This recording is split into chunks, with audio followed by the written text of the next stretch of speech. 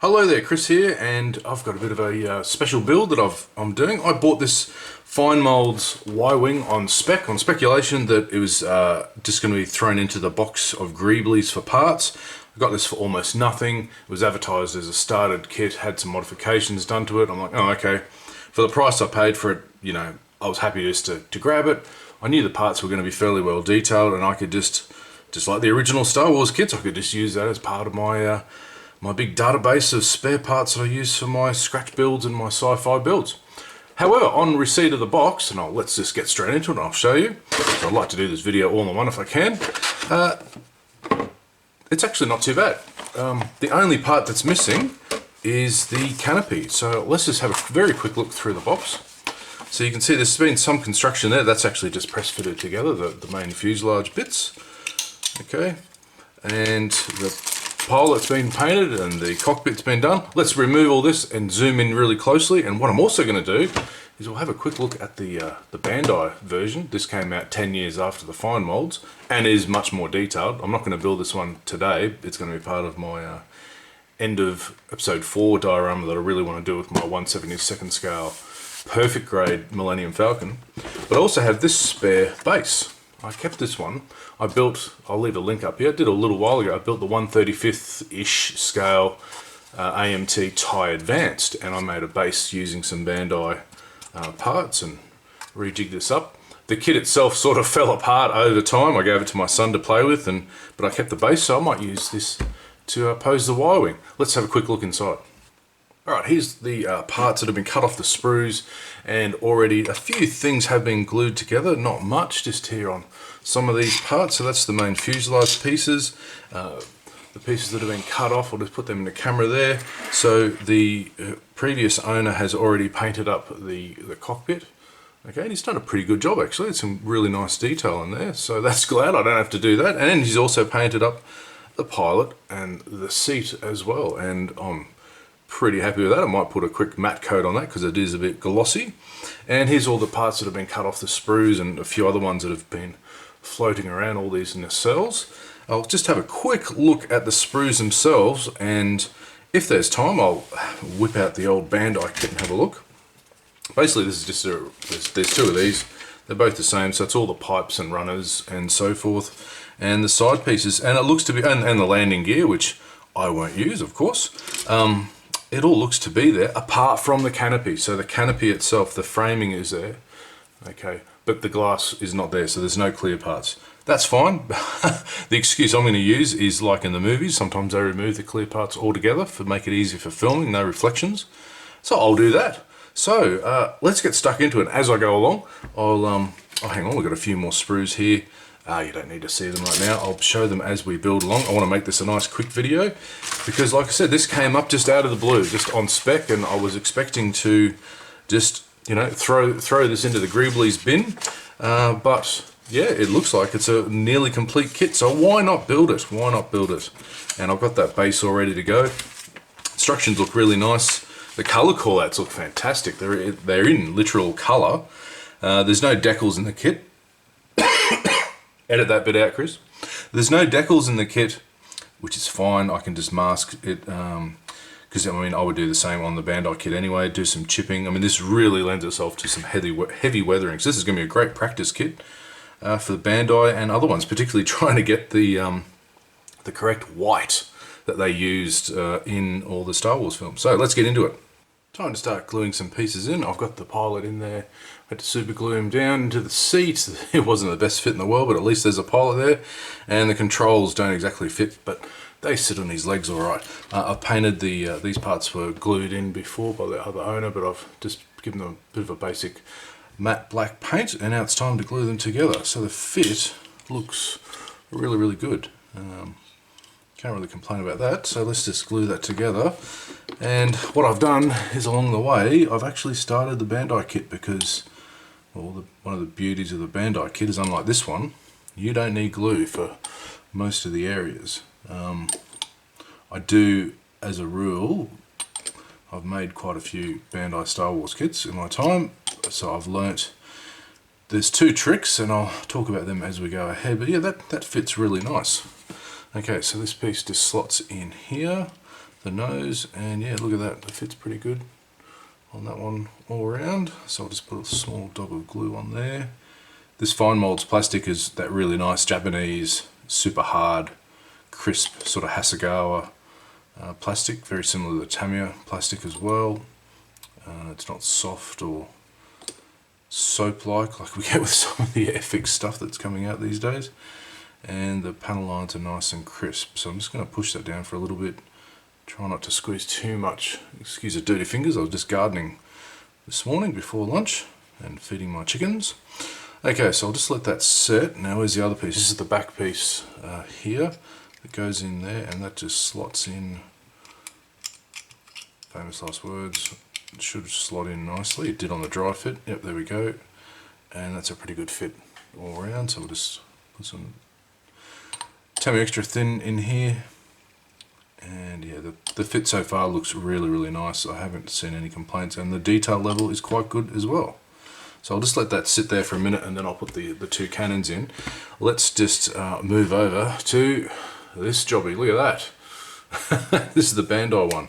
I'll just take out the fuselage and we'll have a look at the front piece. Okay, so that went together exceedingly quickly. You know, really, really nice. Everything fit together. There's no glue there. That's all still snap fit together. The pilot was a much better fit, and the controls were different, which was interesting. It's just a standard stick, where that's a yoke. It's almost like it's from a P38. So yeah, everything's just, you know, dry fitted and, or not dry fitted, snap fitted together. I've just noticed a mistake on this piece. So these pieces, if you're not familiar with Bandai, they actually color code their pieces. So one of the benefits you've got, if I can get the blasted thing out, is yeah, you can pre-paint all your parts and then just snap fit them together. One of the tricks with that, of course, is they design all their pieces to be, I guess you could say, crush fitted or stress tested. So you've got all these male tabs here to go into these female slots. The problem is they're under pressure. So when one of the drawbacks of the Bandai plastic is if you, it's great the fact that you can you know, have these pieces separately. And I actually built and painted my 1/48 scale X-wing. I painted and weathered it. Did I weather it separately? No, I painted every part separately, and then I just put the pieces back together. Done. But I found with my A-wings, the better way to do that is to actually get rid of a lot of these tabs and actually glue the parts in when you're finished, and then nothing's under stress. So when you want to use some pretty aggressive products like enamels and oils, there's no problem with the any reactions to the plastic. So there we go. There's the combination. The scale looks about the same, but the detail is obviously up one level on the Bandai. There's, you know, there's more little bits and bobs. I mean, the panel lines are about the same, or maybe the fine mold is one level down, and you can see a bit on the underside there. There's just a little bit more detail. So yeah, so let's just glue these ones in, and then I'll have a chat to you about the fuselage, because I've done a modification to make this in-flight capable.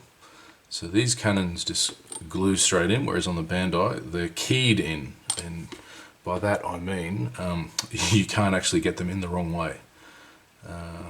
So they look somewhat straight. Let's just line it up. That'll do for government work, and you can see there's more detail on the Bandai one, and they're a bit longer. So they're just keyed in.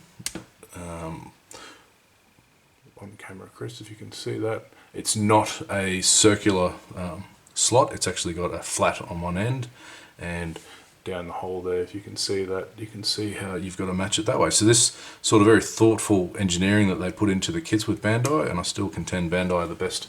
If Bandai ever got into doing aircraft models, I'd never buy another aircraft model from anybody else ever, because they just get it right. Alright, let's move on to the fuselage, and then we can get going. So this is the fine molds, and you can see what I've done. I've put a pipe in. So there's a part underneath, and it's replicated on the Bandai. It's obviously for the stand, and what I've done there is just put a piece of plastic pipe at an angle. I got out my Proxon tool and just drilled a bit of a hole, because it's going to be actually like this, in a jaunty little banking angle. I haven't glued these parts together. Okay, They do have a very lovely fit.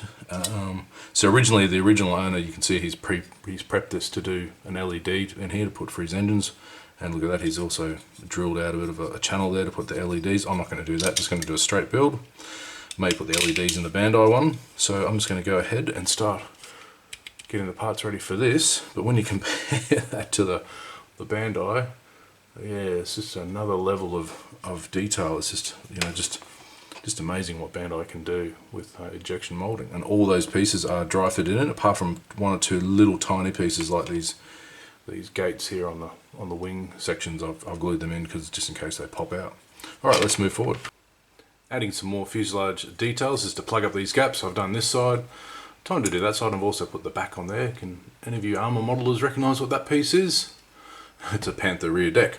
All right, so let's put these ones in. I've got to do it by the right number. I've been pleasantly surprised with the fit and the engineering in the fine molds. It's a traditional sort of model kit, obviously, compared to, you know, comparison to Bandai, but yeah, everything fits really nicely. You're not going to have any really major troubles here, but you need the glue, so just got to glue in these pieces here. So in comparison to, say, Bandai, you think it's old school, but for those of you who've been building normal plastic model kits for a while, it's just standard fare. Now that fits a bit sloppy, whereas the other side had a keyed slot. Oh, there's a sort of a slot there, I guess. I'll put that in.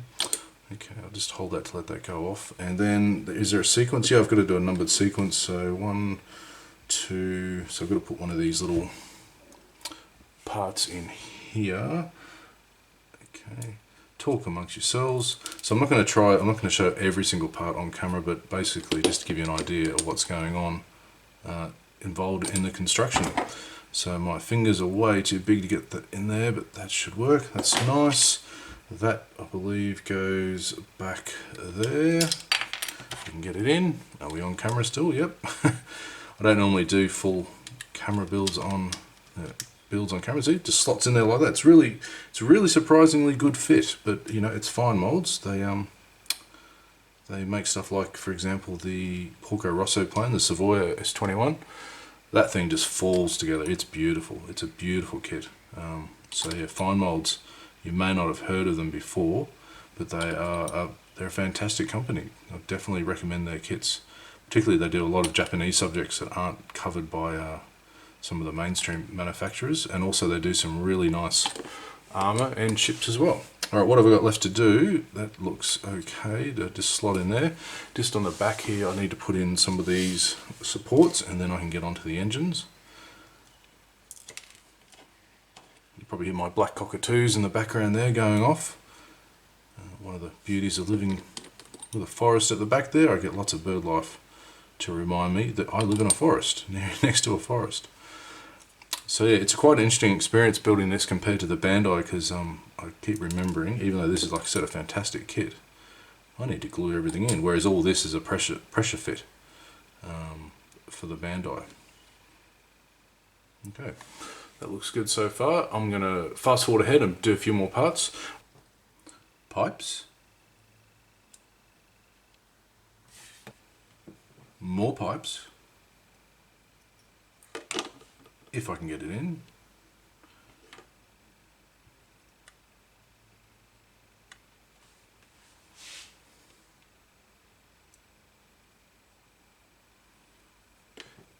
Yet even more pipes. Oh, come on, that went in the first time. Get in there. And more pipes. They keep on coming.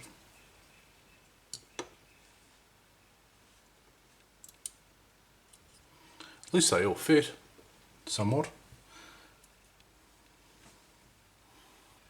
Time to assemble the engines. I've done this side with the those 4 panels. Now it's always fraught with danger when you're putting 4 panels over a cylinder that the lines match up, but luckily, as you can see with this one, it's not too bad, but they actually line up. There's going to be some very long struts that go all the way out to here, where my finger is, for the actual exhaust. So as long as they're nice and flush around the ring there, because that gets covered by this little nozzle thing, whatever it is.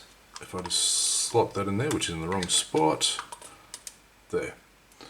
And that nicely press fits in, so the fit's really good. So let's just glue these ones on, and I had to do a little bit of figuring out which one was which and just label them on the inside to see where they go. So obviously the landing gear one goes in there first, so I'll put that in. I've dry fitted all these and they seem to fit quite well. Famous last words, but always dry fit. About the only thing you don't have to dry fit these days is Bandai or Tamiya stuff, but yeah, even the fine molds, it's really good stuff. All I had to do was, you might be able to see there, to drill out some of the location holes. They're a little bit too tight, so it makes the panel stand a little bit proud. So yeah, I'll just glue these parts on, and they thoughtfully give you the arrows to show you which direction to put the parts on. That one I cut the location pins on because it was hard to actually drill out these holes, so why have them at all? Yeah, let's just get these on, and I'll get the nozzles on, and then there's about, I think there's another 6 pipes on each side of these little stub wings that have to be put in now that we've got the side panels on. So I'll put those in, and then we'll do the final construction of the engines. We can finally finish, and then yeah, this bit goes into the nose, and I think there's just some parts put on the canopy, and it's done. So let's press forward. Time to complete the construction of the fuselage, and that's to put these long spindly parts on the engines here. I've already done one side to give it a go, and well, the fit is fantastic. It covers up these seam lines, these unsightly seam lines between the quarters of the engine nacelles, so they just sort of click in there. They're not all the same. What they've done is to make sure that you orientate this end piece, which is like a cross, I guess there's some sort of actuator to move the thrust of the engine. One of these pieces is, one of the end pieces here is slightly bigger, and that just corresponds to this one here on the end piece. That's all it is. It's really simple. So I just need to start installing, and I'll just check the instructions to be sure. And yep, I've got to do it that way. So I'll get this together, see if I can do it on screen. But the parts go just like that and almost snap in. Famous last words. That one doesn't want to go. See, that's the other thing they do, of course, is it's got a different location pen, so I've got to get the right one. There it is there. I've got it on the wrong side. Try that again. No. Try it again. No. Where? There it is. I'll get it there eventually. It's on the inside. Okay, so that just, there's no glue there. I'm just pressing that in. And it's really funny when you watch these parts, you're like, well, what are these things here? Okay, I swear those are twin torpedo launchers off a Japanese ship, and I think this piece here is literally a piece of railway stock. I think that's some sort of depth charge from a ship. It's really funny looking at all the parts here, trying to work out where they all come from. So I'll just dry fit the rest of these. So that one snaps in there because the location points are correct, and all those seam lines that I was worried about all disappear. So it's a bit of fun engineering on the part of the, oops, I've lost my pin there. I'm just going to drill that out. I'm going to glue these on. Just give me a second. Alright, I've got these long spindly things all glued in, and now I just need to orientate this end piece here. It's got a slightly larger male nub there to go in, and that just goes in there, and I just did it off camera, and it literally clicked in. So let's see if I can do it again. Yep, clicked in like that, and then these just go on. So you just put a little bit of glue on there just to hold it in place. Give it a squeeze. Like I said, the overall fit of this kit has been superb. It's been, you know, quite good. It's of no surprise to me, as I said before, about the Porco Rosso planes that I've built. You know, fine molds is literally fine mold. It's a beautiful, you know, high-class company. It's up there with Tamiya and Bandai and Hasegawa and, you know, all those other Japanese model companies all seem to get this right, get the molding just right. So look at that, just nice fit, all done. So the next stage, as we flip this over, is to put the front on, and there we go. That's just a snap fit. So it's almost like Bandai. And speaking of Bandai, have I got a surprise for you? Here we go. I just went straight ahead and finished the whole Y-wing from Bandai, and that was a really interesting take. They engineer their nacelles a little bit differently, although the spindles are very similar. They've got very fine parts that go inside, which aren't there on the fine molds kit. But it was a little bit more fiddly. In fact, I think that's coming off. I need to glue that in. Yeah, it's coming off. It's very fine parts. So the last thing to do is, I'll keep this off, we need to put the canopy and the guns on and the landing gear. So let's get stuck into that next. Time to talk about landing gear. Fine molds in their, in my estimation, have done what every aircraft model company should do, and they've included both a closed landing gear door well and open ones. So here's the three parts for the open, the skid, the gear itself, and the inside bay. And then if I just flip this part over, there's the little leg there that just plugs into the hole on the underneath there. So there's a large hole for the landing gear at the back there. Yeah, why can't you do that? Every aircraft company. I mean, you got fine molds on one end of the spectrum. Yeah, you might say, oh, they're a bit more expensive. They're a premium model kit. Yeah, well, Airfix do it. Okay, Airfix aren't premium. They're supposed to be for the cheap and cheerful crowd. So, for instance, here's the nose, and here's the nose piece. It does have a bit of a sink mark in it, which is unfortunate, but I can clean that up easily enough, and it just slots in there, and it fits. Needs a little trim, but it's there, done. Why can't you all do that?